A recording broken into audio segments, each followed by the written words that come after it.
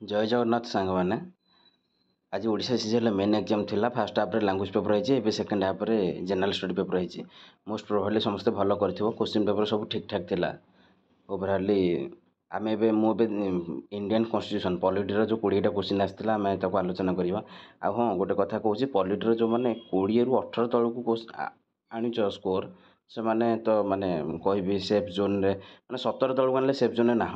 कहीं क्वेश्चन बहुत सहज था 20 ରୁ 19टा तो 18 19टा पूरा सहज था गोटे क्वेश्चन टी मीडियम था ना ओवरअली जदि जड़े से आटेम्प्ट भी करदे ठीक है 20 ରୁ 20 आसीज बहुत सहज क्वेश्चन था आम स्टार्ट करिया इंडियन पॉलिटी ओनली पॉलिटी कहूँ सब क्वेश्चन मुझे कहूँ ओके इंडियन कॉन्स्टिट्यूशन फास्ट 19 नंबर क्वेश्चन देख the president shall be elected by the member of electoral college consisting of एटा देख प्रेसिडेंट इलेक्ट माने प्रेसिडेंट इलेक्शन को लेकिन क्वेश्चन आसी है कौन ना आम जाचे प्रेसिडेंट को मैंने भोट दौरान ना आम जाचे पार्लियामेंट इलेक्टेड मेंबर माने लोकसभा और राज्यसभा आउ state legislative member elected member बास बाकी छाड़देल कई दौना member of state legislative council दौना आउ गोटे कौन नॉमिनेटेड मेंबर भी दौना हाँ कहीं नॉमिनेट मेंबर प्रेसिडेंट ही निजे नॉमिनेट करता इलेक्शन प्रोसेस रे एम भाग नहीं ना तार आंसर हम 1 2 आउ elected member of state assembly 4 1 2 4 1 2 4 होची option B 19 number 20 number when a bill has been passed by the house of parliament it shall be presented to the president and the president can say कौन जो गोटे बिलटा पास हो पार्लियामेंटर house रु सेटा president पाखु जीव president आसेंट तो president से कौन कर प्रेसिडेंट कौन कर ना option A give assent to the bill ठीक अच्छे आसेंट देदेव option B withhold the assent to bill even if it is passed again by the house with और विथआउट अमेंडमेंट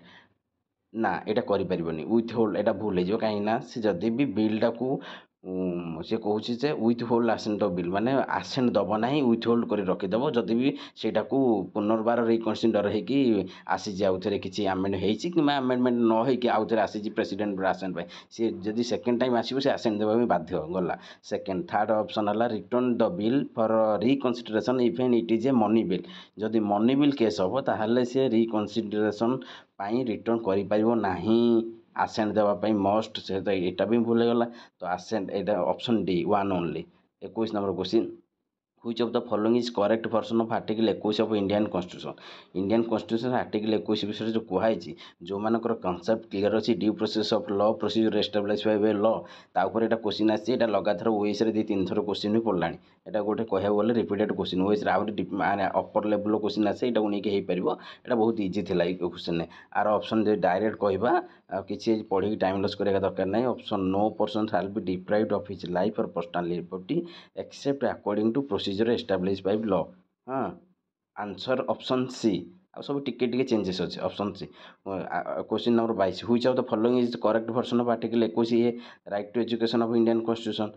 यहाँ कहूँ आर्टिकल 21 ए जोटा राइट टू एजुकेशन क्वेश्चन आटा तो मैंने यहाँ सब गवर्नमेंट फेवरेट क्वेश्चन आर्टिकल 21 को लेकिन माने कौन एत आर्टिकल 21 सब माने प्रत्येक जिते एग्जाम फेवरेट क्वेश्चन यहाँ तार आंसर हम कौन ना समस्त जान 6 ରୁ 14 वर्ष पिला जो मागणार शिक्षा देवा हाँ से तो option option A B C ना option option A B the state shall be provide free and compulsory education to all children the age of 6 to 14 years of in such by law determine option B 22 number 23 number time बहुत नेबानी 23 number बहुत सहज public health को list पचारि एटा समझ जान health is a state list subject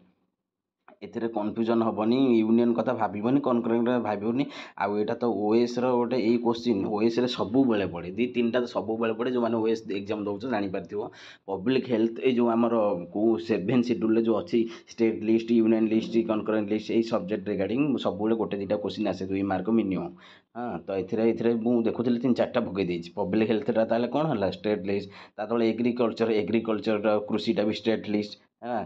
तापर 25 number 24 number agriculture state list 25 number what is the subject matter article 300 माने समस्त जानी राइट टू प्रॉपर्टी कहीं ना आर्टिकल जो 31 जो right to property fundamental right रू से उठे नहीं आर्टिकल 300 रखिले कि Morarji Desai government 1970 six oh 1976 बोधे हाँ 44th constitutional amendment. Okay then 25 number सरला। Then 26 number what does the fifth schedule of Indian constitution deal with. Fifth schedule कौन कौन यहाँ पूरा सहज भेरी भेरी इजी प्रोविजन टू कहीं ऑप्शन बा कटि जाऊँगी अलग ऑप्शन गुरा ऑप्शन सी हाँ एस सी एस टी मानक जो एडमिनिस्ट्रेशन जो प्रोविजन अच्छे। Okay 27 number what does article 17 of Indian constitution article 17 कौन abolition of untouchable Etah very very very easy. 28 number article 21 51 A Indian constitution कौटा कहूनी आम fundamental duty को लेकिन fundamental duty की लेकिन कौटा कहूनी पढ़ीदे तुम जान option C to maintain discipline एटा कहूनी तो अवॉइड बाय कॉन्स्टिट्यूशन अवॉइड करवा एटा कहूँ। Option A to safeguard public property कहूँ to develop scientific temper B कहूँ ए बी डी कहूँ सी कहूनी। 28 नंबर सरला टाइम लॉस करवानी। 29 नंबर क्वेश्चन है is not a DPSP under part IV of constitution of India. हाँ यहाँ कौन हम से कहूँ जे एम भर कौटा directive principle of state policy under आसुनी जो पार्ट 4 अच्छे आमर हाँ यहाँ पढ़ीदे भी तुम कहींपर प्रमोशन हम संस्कृत लैंग्वेज ऑप्शन सी कौन संस्कृत लैंग्वेज को आम कहीं प्रमोशन देवा डायरेक्टिव प्रिंसिपल कह ऊपर अच्छी प्रोविजन मैटरनिटी अच्छी लिविंग वेज ऑफ वर्कर अच्छी। Option D promotion of cooperative society अच्छी कि सी ना आर्टिकल जो क्वेश्चन नंबर 30 एजुकेशन को लिस्ट आसूँ समस्त जान एजुकेशन कंकरेंट लिस्ट आसूँ स्टेट लॉ बन पार यूनियन भी लॉ बन पार बोथ लॉ बन पारे। 31 नंबर बहुत सहज क्रिमिनाल भी कौन आस से क्रिमिनाल भी कंकरेंट लिस्ट आसबि कहीं क्रिमिनाल उपर बर्तमान यूनियन लॉ बनई जो आमर अच्छी जमी IPC थी ICRPC थी सब सब नुआ नुआ लॉ आसी ना ना तो पार्लियामेंट भी बनाऊँच ये आम स्टेट चाहिए भी ता रिगार्डिंग लॉ बन पार क्रिमिनाल रिगार्डिंग तो यहाँ concurrent list. 31 number 32 number article 1A of Indian constitution यहाँ तो पूरा सहज आर्टिकल 1 किए न जानी India that is Bharat shall be union of state आम फेडरेशन नो अमेरिका फेडरेशन ऑफ स्टेट जो 50टा राज्य भर किसी फेडरेशन नहीं आमर यहाँ यूनियन ऑफ स्टेट आमर ये जड़े गोटे स्टेट चाहिए भी स्कैटर होकर नहीं एत सहज।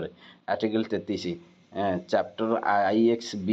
माने कौन 9B of Indian constitution cooperative society कथा समझ जानते 97 अमेंडमेंट 2011 आसी। हाँ 34 नंबर व्हाट आर्टिकल 226 एत सहज माने रिट पिटिशन हाईकोर्टर power of high court to issue certain writ जो रिट गुरा सब अच्छी आर्टिकल 226 सुप्रीम कोर्टर 32 यहाँ very very very easy. 34 number 35 number proclamation of emergency under article 352 can be made certain reasons which of the following is not माने आमर जो emergency देश में लगुच 352 अंडर नेशनल इमरजेंसी से कौ रिजन माने यही भितर कौ ग्राउंडटा नुह वार तो अच्छी एक्सटर्नल एग्रेसन अच्छी आर्मी अच्छी इंटरनल डिस्टर्बेंस ना जोटा को इंदिरा गांधी मिस यूज कर इंटरनल डिस्टर्बेंस था से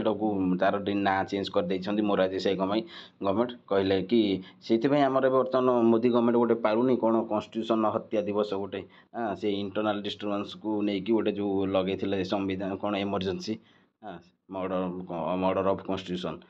सेटा नुहे। ऑप्शन डी 35 नंबर 36 नंबर कहूँ कौन heart and soul of Indian constitution भाई B.R. आम्बेडकर अनुसार B.R. आम्बेडकर अनुसार article 32 is heart and soul of constitution यहाँ बहुत बहुत बहुत बहुत सहज मैंने जड़े पिला पाठ पढ़ा आरंभ कले यहाँ ही माने यही सब आर्टिकल आग पड़े से भितर ही जाए। Question number 37 special provision relating to goods and service act is dealed in Indian constitution in हाँ ये गोटे क्वेश्चन थिला जे कि माने टिके जार टिके माने नॉलेज टिके माने एते भी पढ़ी नथिबो से गोटे क्वेश्चन कन्फ्यूजन हम बट आर आर्टिकल 246A आ ऊपर आर्टिकल कौन article 32 heart and soul but 25टा कौन फंडामेंटल राइट को जो ग्यारंटी दूसरी रिट पिटिशन तुम कर सुप्रीम कोर्ट रे डायरेक्ट जड़े जापर सुप्रीम कोर्ट को फंडामेंटल राइट जब डिप्राइव हो। क्वेश्चन नंबर 38 कौन superintendence direction and control of election is dealed in which article यहाँ समस्त जानते यहाँ तो माने एत सहज तुम आर्टिकल देखिकी डरनी आर्टिकल 324 329 कहूँ आम इलेक्शन कमिशन विषय ये तो कही superintendence direction and control of election आ कौटा हम 324 गोटे अच्छी 324 329 तो किसी ना 38 नंबर सरला आउ कि अच्छी कि 39 नंबर कहीं 39 ना 39 नंबर इंडियन इकोनॉमी होगा ओडिशा इकोनॉमी। ओके पॉलिटी सरला आम नेक्स्ट आउ गोटे चैप्टर को जावा। ओके रोचे थैंक यू समस्ते समस्त फीडबैक दब कौन केमती कर।